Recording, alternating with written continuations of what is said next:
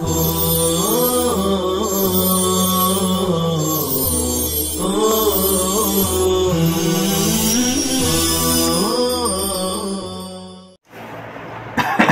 اللہ الرحمن الرحیم الحمدللہ رب العالمین والصلاة والسلام علی سید المرسلین وعلی آلہ واصحابہ الطیبین الطاہرین اما بعد۔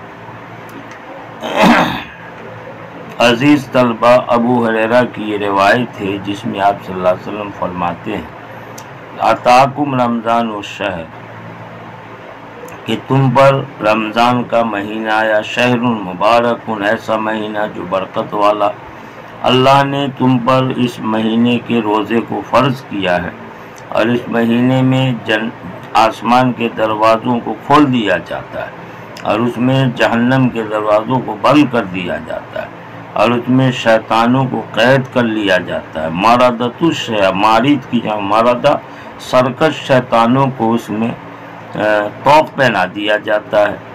اللہ کے لیے اس مہینے میں ایک رات ہے جو 1000 مہینے سے بہتر ہے، وہ مراد شب قدر ہے۔ من حرم خیرہ، جو اس رات کے خیر سے محروم کر دیا گیا، یقیناً وہ محروم کر دیا گیا۔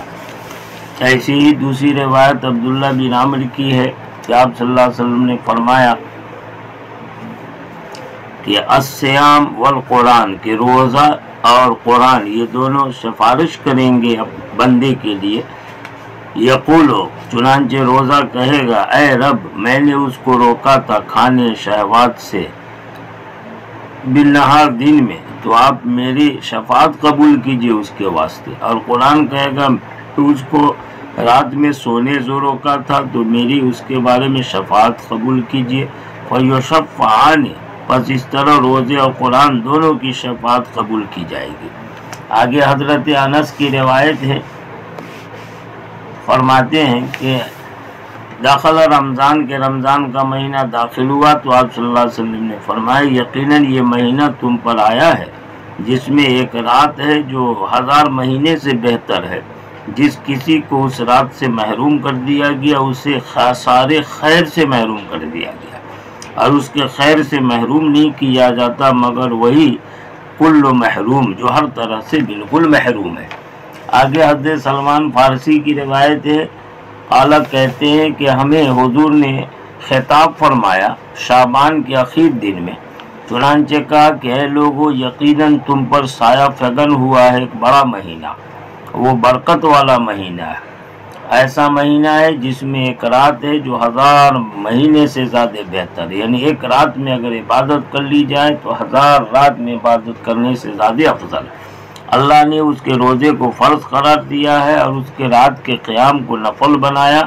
جو کوئی اس میں تقرب حاصل کرے خیر کی کسی خصلت یعنی کسی عمل کے ذریعے، کانا تو ایسی ہوا گویا کہ اس نے فرض ادا کیا ہو اس مہینے کے علاوہ دوسرے مہینے میں، یعنی نفل کا ثواب فرض کے برابر ہو جاتا۔ ومن ادا فریضہ، جس کسی نے اس رمضان میں ایک فرض کو ادا کیا تو ایسی ہوا جیسے کہ 70 فرض کو ادا کیا ہو اس کے علاوہ دوسرے مہینے میں۔ اور یہ صبر کا مہینہ ہے، صبر کا مہینہ، کیونکہ کھانے پینے کی عادت ہوتی ہے وہ سب روزے کی وجہ سے چھوڑ دینا پڑتا ہے، یہ انتہائی اعلیٰ درجے کا صبر ہے۔ صبر کا مہینہ، اور صبر تو اس کا ثواب جنت ہے۔ اور مواسات غمخواری کا مہینہ، غریبوں کی مدد کرنے کا، اور ایسا مہینہ ہے جس میں مومنوں کا رزق بڑھا دیا جاتا ہے۔ جس نے اس مہینے میں کسی روزہ دار کا افطار کرایا تو اس کے لیے مغفرت ہے اس کے گناہوں کی، اور اس کے لیے اس کی ذات کی گردن کی آزادی ہے جہنم سے، اور اس کے لیے اس کا اجر بغیر اس کے کہ اس کے اجر میں سے کچھ کم کیا جائے، یعنی دوسرے اجر تو ملیں گے، اس عمل کا الگ سے اجر ملے گا۔ قلنا، ہم نے کہا اللہ کے رسول، ہم میں سے ہر کوئی ایسا نہیں ہے کہ پائے وہ چیز جس سے کہ روزے دار کو افطار کرائے، تو حضور نے فرمایا یؤتی اللہ ھذا الثواب، کہ اللہ یہ ثواب دیتا اس شخص کو بھی جو کسی روزے دار کو افطار کرائے دودھ چکھا کر، یعنی تھوڑا سا دودھ پلا دیا، کھجور کھلا کر، یا شربہ من ماء، ایک گھونٹ پانی پلا کر۔ اور جس نے روزے دار کو آسودہ کر دیا تو اللہ اسے سیراب کرے گا میری حوض سے، ایسا سیراب کرنا لا یظمأ، کہ پھر وہ کبھی بعد میں پیاسا نہیں ہوگا۔ یہاں تک کہ جنت میں داخل ہو جائے گا۔ اور یہ وہ مہینہ ہے جس کا اول عشرہ رحمت ہے، اور بیچ کا درمیانی عشرہ مغفرت ہے، اور آخری عشرہ جہنم سے نجات ہے۔ اور جس نے اپنے مملوک سے تخفیف کی، یعنی اپنے ماتحت غلام نوکر وغیرہ کے کام میں ہلکا کر دیا اس مہینے میں، تو اللہ نے اس کی مغفرت کر دیا، اس کو جہنم سے نجات دے دی۔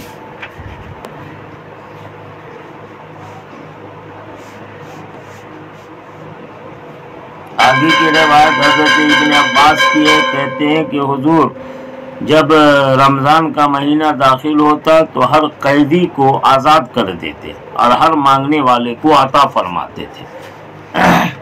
اسی طرح ابن عمر کی روایت ہے کہ آپ صلی اللہ علیہ وسلم نے فرمایا کہ یقیناً جنت تزحزح ہو تو اسے مزین کیا جاتا ہے رمضان کے لیے شروع سال سے لے کے آنے والے سال تک۔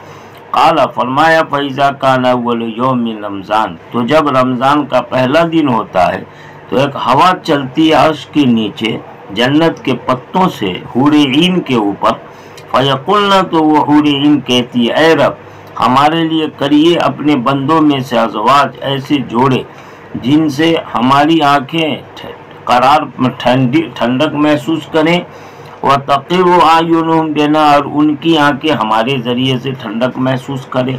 اس طرح آپ کر دیجئے اپنے بندوں میں سے، نیک لوگوں میں سے۔ حضرت ابو ہریرہ کہتے ہیں کہ حضور نے فرمایا کہ یقیناً آپ صلی اللہ علیہ وسلم کی امت کی مغفرت کی جاتی ہے رمضان میں اخیر رات کے اندر، جو عید الفطر کی رات ہوتی ہے۔ قیلہ کہا کہ اللہ کے رسول کیا وہ لیلۃ القدر ہے؟